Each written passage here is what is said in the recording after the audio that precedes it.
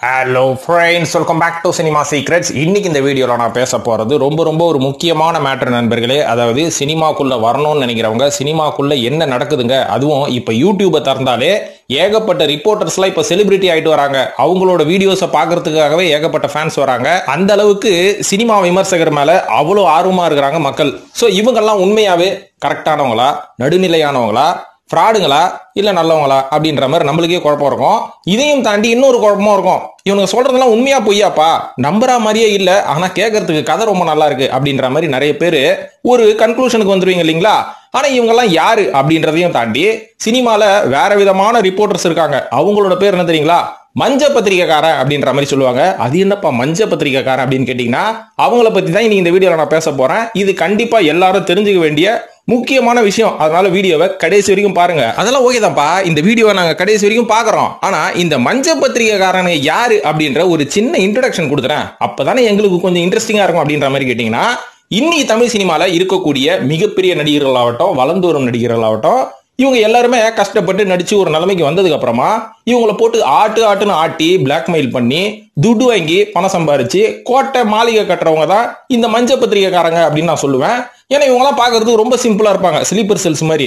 ஆனா இவங்க கிட்ட இருக்கிற சொத்து, இவங்க மாசம் சம்பாதிக்கிற வருமானங்கள், இந்த நடிகர்களை மிரட்டி வாங்குற காசுக்கள், அதுக்கப்புறம் நடிகர்களை மட்டுமா மிரட்டுவாங்க, சுத்து வட்டாரத்துல இருக்கிற எல்லாரையும் மிரட்டுவானுங்க. ஏன்னா நாங்கெல்லாம் ரிப்போர்ட்டர்ஸ், பிரஸ்ல இருக்கிறோம், மீடியா அப்படின்னு சொல்லி இது எல்லாரையுமே சொல்லல. இந்த மஞ்ச பத்திரிகைக்காரங்க அப்படின்ற மாதிரி இந்த மஞ்ச பத்திரிகையிலேயே ஒரு சில பேர் இருக்கிறாங்க, சிறான ஃப்ராடுங்க இருக்கிறாங்க. அவங்க எல்லாம் யாருன்றதை பத்தி தான் நான் பேச போறேன்.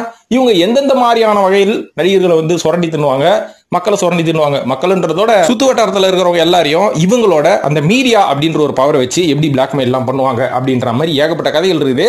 அந்த கதைகள் எல்லாம் என்ன அப்படின்றத இந்த வீடியோ நான் சொல்ல போறேன் நண்பர்களே.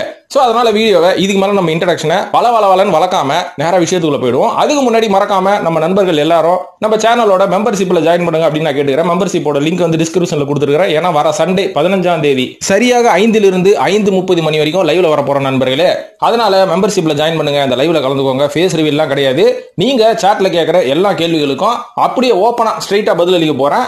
அதனால மறக்காம லைவ்ல நீங்க வந்து என் கூட கலந்துக்கணும்னா நம்ம மெம்பர்ஷிப்ல ஜாயின் பண்ணுங்க. இன்னும் ஏகப்பட்ட எக்ஸ்க்ளூசிவான திங்ஸ் வந்து இந்த மெம்பர்ஷிப் மூலமாக மெம்பர்ஷிப் ஒன்லி அப்படின்ற மாதிரி நிறைய கொடுக்க போறேன். அதுக்கான காரணத்தை இதுக்கு முன்னாடி ஏகப்பட்ட வீடியோல சொல்லி இந்த வீடியோ வந்து நான் பெருசா லென்த்தியா வளர்க்க விரும்பல. இது மட்டும் இல்லாம சினிமா சீக்ரெட்ஸ் ரிவ்யூ அப்படின்ற ஒரு சேனல் ஆரம்பிச்சிருக்கோம். ஏகப்பட்ட படங்கள், நீங்க பார்த்த படங்கள், பார்க்காத படங்கள், எல்லாம் கன்றாவியான படங்களோட ரிவ்யூ வந்து நம்ம கழுவி ஊத்த போறோம் அந்த சினிமா சீக்ரெட்ஸ் ரிவ்யூ அப்படின்ற சேனல்ல. அந்த சேனலோட லிங்கும் கொடுத்துருக்கேன். அதையும் கிளிக் பண்ணி அந்த சேனலையும் ஜாயின் பண்ணி நம்மள சப்போர்ட் பண்ணுங்க நண்பர்களே. இப்போ வாங்க நேரம் கடத்தாம நம்ம வீடியோல போவோமா. அதாவது இந்த மஞ்ச பத்திரிகைக்காரங்க செய்த முதல் சதி, நம்மளுக்கு வெளில தெரிய வந்த முதல் சதி என்ன அப்படின்னு பாத்தீங்கன்னா, ஏகப்பட்ட விஷயங்கள் நடந்திருக்கு. ஆனா சமீபத்துல யோகி பாபு மேட்டர்ல பச்சையா மாட்டிக்கினாங்க இல்லையா. அதாவது என்ன சொன்னாங்க, இதுக்கு முன்னாடி ஒரு வீடியோ போட்ட, அந்த வீடியோவை பார்க்காதவங்க கிளியரா பாருங்க. அதை பார்க்காதவங்களுக்கு மறுபடியும் சொல்லிக்கிறேன் அந்த கதையை. யோகி பாபு அப்படின்ற ஒரு நடிகர் இருக்கிறாரு. அந்த மனுஷன் எப்படின்னு பாத்தீங்கன்னா, பார்ன் வித் சில்வர் ஸ்பூனோ பார்ன் வித் கோல்டன் ஸ்பூனோ எல்லாம் கிடையாது.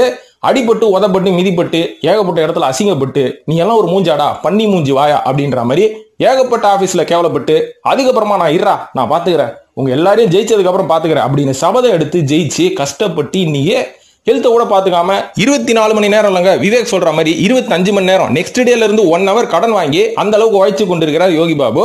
ஆனா இவர் அழகா அட்டாக் பண்ணி பிளாக்மெயில் பண்ணி, உன்னை காலி பண்ணிட்டுமா, உன் இமேஜை வந்து எங்ககிட்ட ஒரு யூடியூப் சேனல் இருக்குது, அதுல உட்காந்து பேசணும்னு வையன், உன் கதை முடிஞ்சு போச்சு அப்படின்ற மாதிரி இன்னைக்கு யோகி பாபு அவர்கள் செய்த ஒரு சில தவறுகள் மற்றும் எல்லாத்தையும் சுட்டி காட்டி அந்த ஆளோட இமேஜை காலி பண்றாங்க. சோ அதனால யோகி பாபு என்ன பண்ணிட்டாரு, எப்பா ஆளை விடுங்கடா, எனக்கு இருக்கிற வேலைக்கு வந்து உங்களெல்லாம் வந்து கண்டுக்கிறதுக்கு டைம் கிடையாது, நீங்க ஏதோ ஒன்று சொல்லிட்டு போங்க, எல்லாம் அப்ப முருகன் பார்த்துப்பான் அப்படின்னு எல்லா பாரத்தையும் முருகர் மேல போட்டு கொடுத்துட்டாரு. முருகர் தான் என்ன அமைச்சிக்கிறாரு இப்போ இந்த விஷயத்தெல்லாம் பேசுறதுக்கு. என்ன மாதிரி பல பேர் அமைச்சிக்கிறாரு. அதாவது என்ன நடந்தது அப்படின்னு பாத்தீங்கன்னா, அதான் சொல்லிட்டேன் இல்லீங்களா, யோகி பாபு அவர்களை நோண்டி நொங்கெடுத்து மீடியாவில் கழுவி ஊத்தி கொண்டிருக்கிறார்கள். இதனால வந்து யோகி பாபுவோட இமேஜ் காலி ஆகும் அப்படின்ற மாதிரி ஒரு தரப்பு வந்து அவங்க நினைச்சிட்டு இருக்காங்க. ஆனா இதுக்கு பின்னில என்ன நடந்தது அப்படின்ற மாதிரி ஒரு சில ரிப்போர்ட்டர்ஸ் வந்து சமீபத்தில் தகவலை வெளியிட்டாங்க. என்னன்னு பாத்தீங்கன்னா, யோகி பாபு அவர்களோட இமேஜை டோட்டலா டேமேஜ் பண்ணணும். அதுக்கு காரணம் என்ன அப்படின்னு பாத்தீங்கன்னா, இன்னைக்கு காமெடியன் அப்படின்ற ஒரு பெரிய வெற்றிடம் தமிழ் சினிமால இருக்கு இல்லைங்களா. ஏன்னா சூரியன் காமெடியன் ஆயிட்டாரு, சந்தானமும் காமெடியன் ஆயிட்டாரு, அதுக்கப்புறம் வடிவேல் அவர்களால் கம்பேக்கே கொடுக்க முடியல, எந்த படம் நடிச்சாலும் மொக்கையா இருக்குது. அவரோட பழைய காமெடிஸ் தான் ரசிச்சுக்கிறாங்களே தவிர புதுசாக அவர் பண்ற காமெடி எதுவுமே சிரிப்பு வரல. அதனால மாமன்னன்ற படத்துல சீரியஸ் ஆனதுக்கு அப்புறம் இப்ப மறுபடியும் நான் சிரிப்புக்கே வரேன் அப்படின்ற மாதிரி வடிவேல் முடிவு எடுத்துருக்காரு. கவுண்டமணி அவர்கள் வருவாரு, ஆனா முன்ன மாதிரி வர முடியாது இல்லையா. ஆனா இருந்தாலும் அவரோட பழைய காமெடி நம்ம பார்த்து ரசிக்கிறோம். சோ இவ்வளவு பெரிய வெற்றிடம் தமிழ் சினிமால காமெடியனுக்கு இருக்கு அப்படின்றனாலதான் இன்னைக்கு யோகி பாபு அவர்களை தேடி தேடி எல்லாரும் கமிட் பண்ணிருக்காங்க. இருந்தாலும் யோகி பாபு அவர் நடிக்கும் படத்தில் காமெடி பண்றாரா அப்படின்றது வந்து நமக்கு தெரியாது. ஆனா பார்க்கும்போது ஒரு சில படங்கள்ல சிரிப்பு வருது, ஒரு சில படங்கள் அவர் செலக்ட் பண்ற படங்கள் வந்து கதைக்களமும் நல்லா இருக்கு. சமீபத்தில் லக்கி மேன் ஒரு படம் பார்த்தா ரொம்ப நல்லா இருந்தது, பொம்மை நாயகி, இந்த மாதிரி படங்கள்லாம் வந்து ரொம்ப நல்ல படம். சோ அதெல்லாம் வந்து யோகி பாபு அவர்களை காமெடியா தாண்டி அஸ் அ பெர்ஃபார்மரா நம்ம பார்க்கலாம். சோ யோகி பாபு அவர்களோட வளர்ச்சி வந்து ரொம்ப நல்லாவே இருக்கு. இருந்தாலும் வடிவேல் அப்படின்ற ஒரு நடிகரால கம்பேக் கொடுக்க முடியல. அதுக்கு என்ன காரணம்? அந்த யோகி பாபு வந்து முட்டுக்கட்டையா நிக்கிறான். இவனை காலி பண்ணணும், இவன் இமேஜை காலி பண்ணாதான் மறுபடியும் நான் கம்பேக் கொடுக்க முடியும் அப்படின்ற மாதிரி வடிவேல் அவர்கள் ஒரு 2 ஸ்லீப்பர் செல் வந்து தேர்ந்தெடுத்திருக்காரு. அந்த ஸ்லீப்பர் செல் தான் இன்னைக்கு வடை பேச்சு அப்படின்ற யூடியூப் சேனல் மூலமாக யோகி பாபு அவர்களை கழுவி ஊத்தி கொண்டிருக்கிறார்கள். அதாவது ஒரு மனுஷன் வளர்ச்சி அடையணும்னு வைங்களேன், தன்னோட சொந்த உழைப்புல அவனோட இமேஜை நல்லா பார்த்துக்கிட்டு வளர்ச்சி அடைஞ்சாதான் சினிமால முன்னேற முடியும். வடிவேல் அவர்களுக்கு ஆரம்பத்தில் என்னதான் வந்து இமேஜ் நல்லா இருந்தாலும் இந்த 2011 வருஷம் எலெக்ஷன்ல கேப்டனை கழுவி ஊத்தினார்ல, அன்னியோட தமிழக மக்கள் முடிவு பண்ணிட்டாங்க, நீ என்ன படம் நினைச்சாலும் நாங்க கண்டுக்கிறதே கிடையாது, பழைய படத்தை நாங்க பார்த்து அதை வச்சு நாங்க மீம்ஸ் கிரியேட் பண்ணி எங்க மனசை நாங்க ஆறுதல் படுத்திக்கிறோன்னு. அதுக்கப்புறம் அவர் இதை பண்றேன் அதை பண்றேன்னு சொல்லி எவ்வளவு படம் நடிச்சாலும் எந்த படமும் ஓடுறது கிடையாது. சோ இமேஜ் டோட்டல் காலி. யோகி பாபு அந்த இமேஜை கொஞ்சம் நல்லா மெயின்டைன் பண்ணிட்டு இருக்காரு. அதனால இவரோட இமேஜை காலி பண்ணா மக்களுக்கு பிடிக்காம போயிடும் இல்லைங்களா? பிடிக்காம போயிடுச்சுன்னா அதுக்கப்புறம் வர தயாரிப்பாளர்கள் யாரும் அந்த புக் பண்ண மாட்டாங்க. புக் பண்ணலன்னா ஆப்வியஸ்லி யார்கிட்ட போவாங்க? வடிவேல்கிட்ட தான் போவாங்க. சோ இந்த ஒரு விஷயத்துக்கு கருப்பாடாக விளங்கக்கூடியவர்கள் தான் இந்த வடை பேச்சு அப்படின்ற மாதிரி அந்த 2 பேர் பேசின்னு இருப்பாங்க. சோ அவங்கள பத்தி சொல்றாங்க. சோ இவர்களை நாம மஞ்ச பத்திரிகையாளர்கள் அப்படின்ற மாதிரி சொல்லலாம். இப்ப தெரிஞ்சிருச்சுங்களா மஞ்ச பத்திரிகைனா என்னன்னு? ஆனா இவங்களோட முடிஞ்சு போச்சா மஞ்ச பத்திரிகை அப்படின்னு கேட்டீங்கன்னா, ஏகப்பட்ட பிளாக் ஷீப்ஸ் வந்து இந்த தமிழ் சினிமாவுல இருக்கிறாங்க நண்பர்களே. மஞ்ச பத்திரிகை அப்படின்ற பேர்ல இவங்க இது மட்டும் பண்ண மாட்டாங்க. சமீபத்தில் என் நண்பருக்கே ஒரு பெரிய அனுபவம் வந்தது. அவர் எங்க இருக்காருன்னு பாத்தீங்கன்னா, என்னோட நண்பர் சாலிகிராம பக்கத்துல விருகம்பாக்கன்னு ஒரு ஏரியா இருக்கு. அந்த இடத்துல வந்து அழகா ஒரு 9 குடுத்தனம் இருக்கிற மாதிரி ஒரு பெரிய வீடு வச்சுக்கிறாருங்க. அந்த வீடு வச்சு அழகா சந்தோஷமா இருக்கிறாருன்னு வைங்களேன், வாடகை விட்டு இருக்கிறாரு. அந்த இடத்துல வரான் ஒரு மஞ்ச பத்திரிகைக்காரன் வாடகைக்காக. வந்த உடனே சரி ஓகேப்பா மஞ்ச பத்திரிகைக்காரன் குடும்பத்தோட இருக்கிறான், இவங்கலாம் என்னத்த பண்ணிட போறான் அப்படின்ற மாதிரி வாடகை விட்டாருங்க. விட்டு ஒரே வருஷத்துல என்னாச்சு, இந்த வீடு எனக்கு தான் சொந்தம் அப்படின்னு போய் கோர்ட்ல கேஸ் போட்டான். கோர்ட்ல கேஸ் போட்டது மட்டும் கிடையாது, வீடை காலி பண்ண மாட்டேன் அப்படின்ட்டான். இந்த ஆள் என்ன பண்றதுன்னு தெரியாம, ஏன்பா வாடகை தானேப்பா விட்ட, உடனே இந்த 9 குடுத்தன ஒரு வீடு உனக்கு தான் சொந்தம் அப்படின்ற மாதிரி சொன்னீங்கன்னா நான் எங்க போவேன்? நீ ஏன் இப்படி கேட்கற அப்படின்னா, இதுதான் என் பொழப்ப. மீடியா அப்படின்ற ஒரு போர்வையில எனக்கு போலீஸ் சப்போர்ட்டும் இருக்குது, அரசியல்வாதிங்க சப்போர்ட்டும் இருக்குது. எனக்கு ஒண்ணுனா வந்து நிப்பாங்க, இல்லன்னா அவங்களோட இமேஜை நான் மீடியால போட்டு கிழிப்பேன். அதனால நீ வீடை காலி பண்ணி எனக்கு கொடுத்துதான் ஆகணும், இல்லன்னா நான் தங்குற போஷனையாச்சும் எனக்கு வந்து எழுதி கொடுத்துரு, இல்லன்னா நான் கோர்ட்டு கேஸ் போலீஸ்ன்னு போனா எனக்கு ஈக்குவலா உன்னால அலைய முடியாது, ஏன்னா நான் பவர்ஃபுல்லான ஆளியா மஞ்ச பத்திரிகைங்காரையா அப்படின்னு ஒண்ணுதான். மஞ்ச பத்திரிகைனா என்னன்னு அந்த காலகட்டத்தில் இவங்களுக்கு எல்லாம் புரிய வந்துருக்குது. அதுக்கப்புறம் பல போராட்டங்களுக்கு அப்புறமா என் நண்பருக்கும் கொஞ்சம் அரசியல்வாதிகள் சப்போர்ட் எல்லாம் இருந்தனால போராடி போராடி போராடி கடைசியா மிரட்டி அவனை வந்து ஒரு சின்ன அமௌண்ட்டை கொடுத்து காலி பண்ண வச்சிருக்காங்க. பாருங்க இவங்களோட பவரை வந்து இவங்க எப்படி மிஸ்யூஸ் பண்றாங்க பாத்தீங்களா? ஏங்க என் நண்பருக்கு மட்டும் தான் ஆச்சா அப்படின்னு கேட்டீங்கன்னா, நடிகர் செந்தில் இருக்காரு பாத்தீங்களா, சாலிகிராமத்துல ஏகப்பட்ட பில்டிங்ஸ் வச்சிருக்காருங்க. அவரோட பில்டிங்ல போய் ஒருத்தன் வாடகை இருந்துகிட்டு காலி பண்ண மாட்டேன்ட்டானா. செந்திலே படாத பாடுபட்டாராம். நானே அதான் என் நண்பர்கிட்ட கேட்டேன், எங்க செந்தில் இல்லாத இன்ஃபுளுன்ஸுங்களாங்க எவ்வளவு பேர் நடிகர்னு கேட்டா, எங்க இந்த பத்திரிகைக்காரங்கிட்ட நம்ம மோத முடியாதுங்க, இவன் வந்து எங்கெங்கே எந்தெந்த ஸ்டேஷன்லயோ வந்து போலீஸ் வந்து அதிகாரிகள் வந்து நல்ல கான்டாக்ட்ல வச்சிருப்பான், ஒரு சில அதிகாரிகளை வந்து கான்டாக்ட்ல வச்சிருப்பான். அதனால நம்ம போனா எதுவுமே வேலைக்கு ஆகாது, அலைஞ்சுக்கிட்டே தான் இருக்கணும் கோர்ட்டு வீடு அப்படின்ற மாதிரி அவர் சொல்றாரு. விவேக்கே இந்த மாதிரி மாட்டினாருங்களாங்க, நடிகர் காமெடியன் விவேக். சோ அந்த மாதிரி இந்த மஞ்ச பத்திரிகைக்காரங்களை நம்ம அசால்ட்டா எடை போட முடியாது. எல்லாருமே அப்படிதானா அப்படின்னு கேட்டீங்கன்னா எல்லாருமே அப்படி கிடையாதுங்க. ஒரு சில பேர், ஒரு சில பிளாக் ஷீப்ஸ் வந்து இன்னும் சினிமா இண்டஸ்ட்ரிக்குள்ள இருக்கு. இவங்களை பார்த்து கண்டிப்பாக நடிகர்கள் பயந்து தான் ஆகணும். ஏன்னா நடிகர்கள் வந்து ஓரளவுக்கு காசு வந்துருச்சுன்னு கொஞ்சம் சல்லாபமாக இருந்தாலும் இதை வந்து ஒரு பிளாக் மார்க்கா எடுத்து இவங்க பழகிறதுக்கு அந்த நடிகர்களோட இமேஜை காலி பண்றது ஒரு வழக்கமான விஷயம் தமிழ் சினிமால. இதை வந்து யூடியூப்ல ஒரு வீடியோ பார்க்குற ரசிகர்கள் எல்லாருமே தெரிஞ்சுக்கணும். இன்னைக்கு கூட ஜெயம் ரவி மற்றும் ஆர்த்தி விவகாரத்தை பத்தி எல்லாருமே பேசினுக்கிறாங்க. இது எல்லாத்துக்கும் ஒரு உள்நோக்கமும் இருக்கு அப்படின்றத புரிஞ்சுக்கோங்க. இது மட்டும் இல்லாம இப்ப யோகி பாபு கழுவி ஊத்தினுக்கிறாங்க பாத்தீங்களா வடை பேச்சு. இது நான் சொன்னா நம்புற மாதிரி இல்லையே, அவரே வாய விட்டாரு. என்னன்னா ஒரு பிரஸ் மீட்டுக்கு போயிருந்தாங்க கொட்டுக்காலி படத்துக்கு. அந்த பிரஸ் மீட்டுக்கு போயிட்டு நான் வெளில வரேன், நம்ம சூரிய அவர்களோட மேனேஜர் கை ஃபுல்லா பணத்தை எடுத்து வந்து, இந்தாங்க சார் புடிங்க சார், நம்மளை பத்தி பாசிட்டிவா பேசுங்க அப்படின்ற மாதிரி கொடுக்குறாரு. நான் வேணாம்னு உதவி விட்டு போனேன் அப்படின்ற மாதிரி சொல்றாரு. கொஞ்சம் நம்ம யோசிச்சு பார்த்தோம்னு வைங்களேன், அது ஏன் தேடி உங்ககிட்ட வந்து காசு கொடுக்குறாரு? எவ்வளவோ பத்திரிகைக்காரங்க வந்து பார்த்துருப்பானுங்கள, யார்கிட்டே அது கொடுத்தாங்களா? உங்ககிட்ட மட்டும் தேடி கொடுக்குறாங்கன்னா நீ வாங்குற பார்ட்டி, அதனாலதான் உன்னை தேடி வந்து கொடுக்குறாங்க. ஆனா டக்குன்னு நீ நல்லவனா மாறின பத்தியா? ஏன் தெரியுமா நீ நல்லவனா மாறின? உன்னோட இமேஜ் அங்க கீழே ஆரம்பிச்சிருச்சுக்கன்னா. ஏன்னா இப்ப நீ வந்து காசை வாங்குறன்னு வையன், அங்க எவனாவது ஒருத்தன் வீடியோ எடுத்து இங்க பாருங்க யோகி பாபு ஒருத்தர் கீச்சு நிக்கிறாருல, அவர் பாருங்க சூரிய கிட்ட காசு வாங்கிக்கிறாரு அப்படின்ற மாதிரி போட்டு கொடுத்துட்டானா அப்படின்னு நீ அங்கிருந்து எஸ்கேப் ஆகணும்னு நினைச்ச. ஆனா தவளை தன் வாயால் கெடுன்ற மாதிரி நீயே பேட்டியில சொல்லி மாட்டிக்கிட்ட பத்தியா? காசு வாங்குறவங்க கிட்ட தானே தேடி தேடி வந்து காசு கொடுப்பான். என்ன அர்த்தம்? இதெல்லாம் சொல்லும் போது நீ எந்த லிஸ்ட்ல வருவ அப்படின்ற மாதிரி என்ன கேட்காதீங்க. நான் மஞ்சள் பத்திரிகை கிடையாது, பச்சை பத்திரிகை கிடையாதுங்க. அந்த மாதிரி ஆளா இருந்தா எனக்கு எங்க வார்னிங் நோட்டீஸா அனுப்பிச்சுக்கிறானுங்க, எனக்கு எதுங்க ஸ்ட்ரைக் கொடுத்துனுக்குறாங்க. இதுக்கு முன்னாடி ஒரு வீடியோலயே நம்ம சினிமா சீரிஸே பேன் பண்ண போறாங்க அப்படின்ற மாதிரி நான் சொல்லியிருந்தேன்ல, அந்த வீடியோ ஃபுல்லா கவனிங்க, என்னோட வழி என்ன அப்படின்றது புரியும். அது மட்டும் இல்லாம இன்னைக்கு நம்ம விஜயகாந்த் அவர்களை போற்றி புகழி கொண்டிருக்கிறோம். ஆனா ஒரு காலத்துல ஒரு அரசியலுக்கு வராரு அப்படின்னும் போது நம்ம கழுவி ஊத்தி நின்றோம், அவரை கலாச்சு நின்றோம். நாலாம் கலாய்களுங்க, எனக்குலாம் ரொம்ப வருத்தமா இருந்தது.